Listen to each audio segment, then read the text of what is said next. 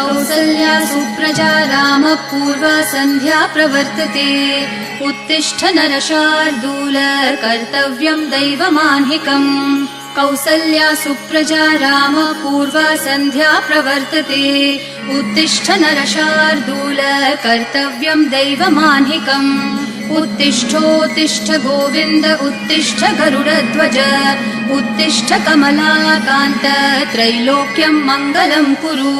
उत्तिष्ठोत्तिष्ठ गोविन्द उत्तिष्ठ गरुडध्वज